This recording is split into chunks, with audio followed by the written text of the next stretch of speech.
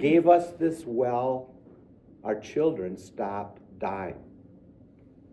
And I think of driving Rotary Youth Leadership Academy and Rotary Youth Exchange students up to Camp Manitowish and then back to Wausau, and having a junior in high school from Sweden, a youth exchange student, say to the other students in the car, if everyone could be a Rotary Youth Exchange student, there would be no war.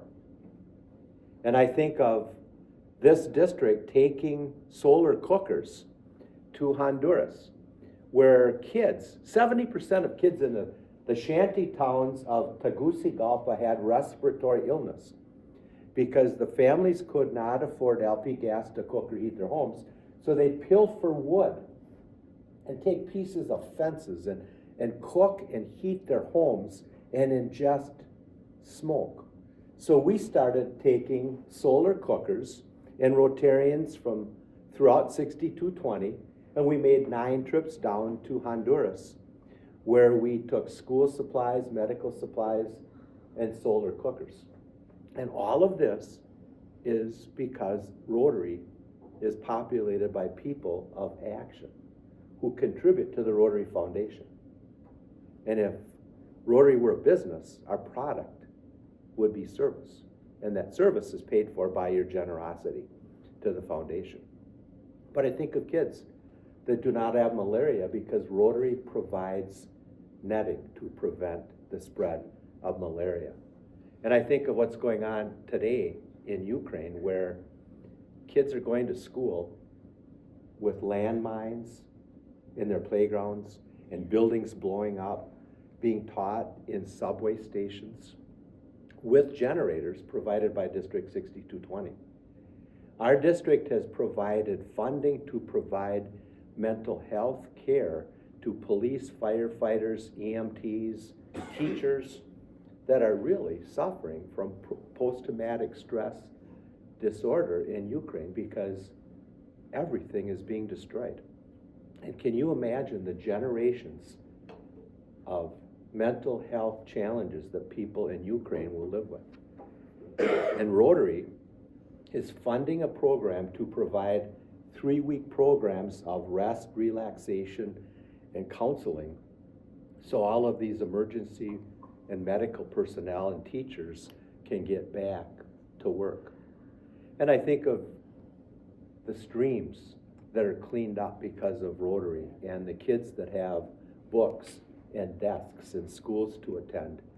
And I think of the Rotarians who go and read to kindergarten kids and distribute books in kindergarten. We're doing a lot of good things, and that really proves that when you're with Rotarians, you're in the midst of goodness. And for that, I'm thankful. I also have to say that in 1989, I think I had too many beers. And I turned over my radio stations to employees, and I volunteered to go and live with 6 Norbertine priests from St. Norbert Abbey in De Pere in a shanty town outside Lima. And one night, the parents of this little girl, Elizabeth, who was 3 years old at the time, knocked on the door, and they thought I was a priest because there aren't too many gringos walking around the streets of Lima, Peru, who are not North American guys. And people come up to me all the time and think I was a priest, and they'd say, Padre, quiero confesar. Father, I'd like to go to confession. And every once in a while, I was tempted to find out what they might say, but I never did it. But Elizabeth's parents asked if I would bless her before she died. And they did not even have bus fare to take this little 3-year-old girl to a hospital. So I took her in to downtown Lima, and I paid a doctor $50 to attend her. And he found out all she was dehydrated. And he put her on an IV, and in 48 hours, she was back to normal. And today she's a healthy 37-year-old mother of 4 of her own kids in a shanty town outside Lima, Peru. Oh my gosh. And I keep her picture on my desk. as a daily reminder how lucky I am by sheer chance of birth to be born in the United States. Amen. And I can't help but think how blessed with good fortune by chance of birth we are to live with freedom and opportunity and choice that is often taken for granted. That is something people that I have known in third world countries literally die, risk their life to experience. And it really is a humbling experience and one that evokes gratitude when I think how fortunate we are. And I gotta tell you that I am district governor because there's no better payback for that good fortune than serving in Rotary. And I encourage you to think about using your membership as payback for the good fortune that you have as well. So, thank you. Now, opportunity. Our major opportunity is to grow membership. We're on Rotary probation. We've got 1,121 members. If this district drops below 1,100, District 6220 is dissolved. Now, when I took this job, a friend of mine said, don't worry, because a really good district can put up with one bad year of a poor governor. But I don't want to be the last governor of District 6220. So we've got to make membership a priority. We have to get above 1,200 in order to get off probation. And we've got 42 clubs, and 19 of them have fewer than 20 members, and if we just got to 20, we'd be off probation. Now, the fastest way to grow membership is the After 5 clubs that meet once a month for a regular meeting and once a month for a service project or a social. It cuts the cost of membership from about $1,200, $1,300 a year to $200 to $300 because meals are optional. Now, your model here doesn't have the excessive costs that young people and those on a fixed income cannot afford. But the fastest growing component of Rotary in the United States is the After 5 clubs. And I got to tell you. No, I'm in the middle of I'm zooming in my Bruce, Bruce? Can you call You me can- back? You can mute him. You can mute him, just click on his picture. There you go. Sorry. Tech wizard I am. The most effective new membership tool for Rotary growth is Pillow Talk. And I say that because we formed a satellite club in Wausau with 24 members and 14 of them were couples. So ask spouses if they'd like to join Rotary. And don't ask people to come to a Rotary meeting, because one more meeting is not exactly the best face that we can put forward. People suffer from time poverty, and there are a lot more things to do in life than go to one more meeting. And I found too that saying, how'd you like to help pick up trash along the highway is not exactly a compelling reason to join Rotary. But I can tell you what really is, and that is the 7 areas of focus. And there are people that are very, very passionate about those 7 areas of focus. And that's why I put a QR code on a card so you can look at those and use the 7 areas to recruit members. Because if you know someone that's passionate about economic development or environmental protection or peace building and conflict resolution or promoting women and children, invite them to come and give a program at Rotary. I think the most underutilized, powerful tool in Rotary is the weekly program that can be used to educate people in our communities. And if you invite someone to come and educate our members about their area of passion, which is one of our 7 areas of focus, they might come to Rotary. And they might help you understand the problems and the opportunities in that area of focus here in the Green Bay area. And you can explain to them that if they were to consider membership, they'd not only continue educating us about something important, but we could identify problems and do some projects together and apply for some Rotary grants. So I think that is an opportunity to grow membership. We also have a $400 matching grant from the district to host things like a wine and cheese reception or a brat fry or a steak fry to invite former and prospective members. Every Rotary Club in our district has more terminated members than it does current members. And I found in radio that it's a whole lot easier to get someone that used to be a client back on radio than it is to find a new client. And I really believe that's true with Rotary. If we go to people that have been in Rotary before and invite them back, I think we can grow membership. I was up in Sturgeon Bay a few weeks ago at an event. It wasn't Rotary, but 2 former members of our Sturgeon Bay Rotary Club came up and said, I dropped out during COVID. Nobody missed me and nobody invited me back. And I can't help but say that just ask people to come back and talk about what their passions are and find something in our 7 areas of focus. But there are a lot of people that I think simply need the invitation to come back. Ask and you get, don't and you won't. But those are some membership opportunities. I would say that the greatest opportunity that I would like to accomplish during the remaining time as district governor is to recognize that our democracy is threatened by the lack of civility in our discourse. Civility is the missing ingredient in civic discourse. And without civility, there is no conversation, there's no discussion, no dialogue, there's no debate, there's no compromise, and no new decisions. And as a result of our lack of civility, everything from a library board to a Rotary Club to the U.S. Congress is paralyzed and ineffective. And I believe that if we use Rotary as the place to have important discussions, controversial discussions, contentious issues, discussed in a forum where there is respect and dignity, we can be part of the solution. Because problems that are not discussed are never solved.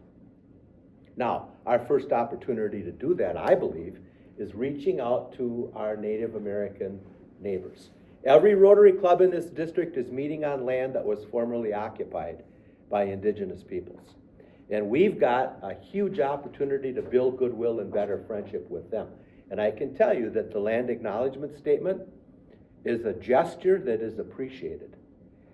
I can tell you that the Native Americans I know say, that's nice, but we really want our land back.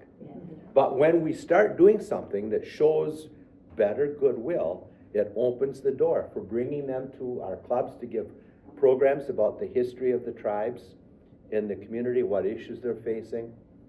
And from that, we can find projects. The speaking contest that I'll tell you a little bit more about, in part, stems from a concern for teen mental health and the insidious influence of addiction to devices, but also because Norbert Hill from the United Nations said, if there's one thing Rotary can do to help Indigenous students, it's to help them learn public speaking. Without public speaking, their leadership skills are diminished. And that's one of the reasons why we're doing a speaking contest. So, civility and Rotary go hand in hand. I had an interesting situation a few weeks ago where I was invited to Monaco, which was the hotbed of Native American spearfishing a number of years ago. And I happened to own radio stations in Eagle River and Park Falls where it was a contentious issue. I saw hateful. I saw people shot at. I saw vulgar, crude racial epithets, signs, spear an Indian, save a walleye. And I had massive respect for the self-control and the dignity of the Native American community in northern Wisconsin. But there's still a deep-seated animosity, and we are divided on issues like what Native Americans perceive to be inappropriate mascots. We're divided in this area about payment in lieu of taxes and the Oneida acquisition of land that's taken off the tax rolls. We've got easement problems in the Lac de Flambeau Reservation where people, non-natives, have bought land and the tribe is cutting off access because they never had title or had title insurance. We've got a pipeline up in the Bad River community going through native lands that the tribes believe threaten their environment. So anyway, I was told you can come to Monaco, but don't you dare mention a word about American Indians. So you know what I did? Well, and I said, if we don't talk about these issues, they'll never be resolved. And a woman that lives on the Lac de Flambeau Reservation, whose road is blocked, came to that Rotary Club to give a $10,000 donation to Rotary that she won from my old radio station in Eagle River. $10,000 to give to the nonprofit of your choice. So I was very respectful and talked about the need to have dialogue with dignity. And at the end, here I thought I was going to be in trouble with the former club president who told me, don't you dare bring up one word about American Indians. The woman said, I wish I could have tape recorded your conversation. Now I want to join Rotary. So it proves that we have the ability to make a difference.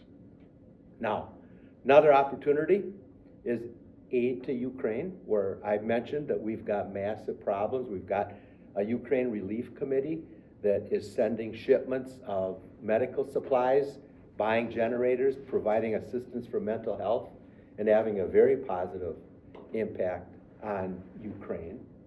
I can't help but think that we've got opportunity to do a speaking contest that can become an annual event. I'll tell you, the next pandemic in the United States will be teen mental health.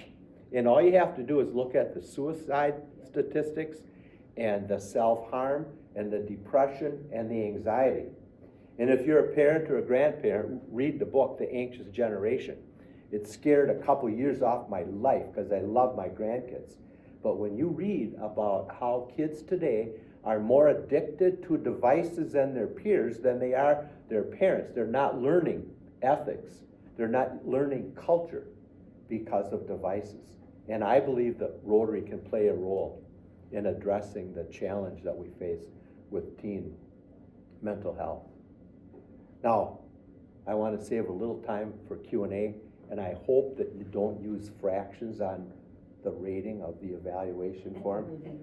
But I want to say that if you believe, like I do, that we are among the luckiest people in the world because we're born in the United States, and if you want to keep the bright light of Rotary service shining on some pretty dark places in this world, please consider expanding membership, supporting the foundation, becoming a Paul Harris Fellow with a contribution of $1,000 a year, or joining the Paul Harris Society, which is comprised of people who make a commitment to donate $1,000 a year forever to the foundation. If you become a Paul Harris Society member, it's $83 a month, it's $19 a week, it's $2.73 a day. I will not only thank you with sincere gratitude, but I'll also pray that you have a very long life. So, consider what you can do to keep Rotary, and know that when you're with Rotarians, I really sincerely believe that we're in the midst of goodness. So thank you, and I'm willing to answer any easy questions that you might have. Anything? Thank you. What does a dissolving of the district look like? It means that half of 6220, which is northeast Wisconsin in the Upper Peninsula, would become part of 6270, which is the Milwaukee area district, and half would become part of 6250, which is the Madison and La Crosse area. Now, I had an opportunity to sit next to Stephanie Urchak for dinner at the International Conference in Singapore. And the guy to my right was the single biggest contributor to the Rotary Foundation. And I thought, what the heck am I doing here? But anyway, I asked her, why the threat? Because it's counterintuitive. You're expecting fewer people to do more work. It doesn't make sense. And she said it's just about the money. It costs so much money to operate the 535 Rotary districts throughout the world, that you need a minimum of 1,100 members paying international dues to justify. So, I've also been told that our reputation is positive, that we're a good district, and there are a number that are in worse shape membership-wise than we are. So I'm hopeful that we get a little time and can get our membership up. If we got every club in the district at 20, we're well over 1,200, as I mentioned before. And I do think that we've got a pretty impressive story to tell. And I think something as simple as just wearing a Rotary pin. It's amazing. If you wear a Rotary pin on days you don't just go to Rotary, it's gonna be a conversation piece. I used to have a Wisconsin lapel pin, and people used to come up and say, "Are you from Michigan?" But I tell them it was the coverage area of my radio station in Door County. But the pin induces conversation, and people will often bring up something that they know about Rotary, and it's a way to invite them to consider coming and presenting a program on one of the areas of focus that they're passionate about. So it's money, for the most part. Right, And, yeah. okay. Well, we're starting satellite clubs, which are 8 members. And it takes 1 member from an existing club to start a satellite club. It takes 8 people. They're counted as members of the sponsoring club. And most of them meet after 5, like I mentioned, a couple times a month. We've got one being formed in Minocqua. We're looking at one in the Rhinelander area. We're looking at forming a new club that would be a satellite club in Tomahawk. I'm charged with finding 4 new clubs before the end of June. And, well, you got enough here. You've got 3 regular clubs, and you've got the De Pere Club in Green Bay. So I think that, and De Pere meets at night, and I don't think people would have a problem driving from northwest Green Bay to De Pere for a Rotary Club meeting. But you don't need to form new clubs, but we simply have to get more people aware of the story of the good things Rotary does. And we can find the 80 new members that we need to get off Rotary probation. Yeah. We're competing too with the same things the rest of the world is competing with, so, yeah. But it's interesting because we're seeing declining membership in the United States. It's increasing dramatically in Asia and Africa. Boy, Japan and Taiwan have huge younger people growing in Rotary. And it's nice to see the gender balance with like 40% of clubs in the United States are have 40% of membership is now female, which is rising. And our leadership is starting to show some gender balance. So sorry, some of our club members have to obviously leave, and they leave on their own time.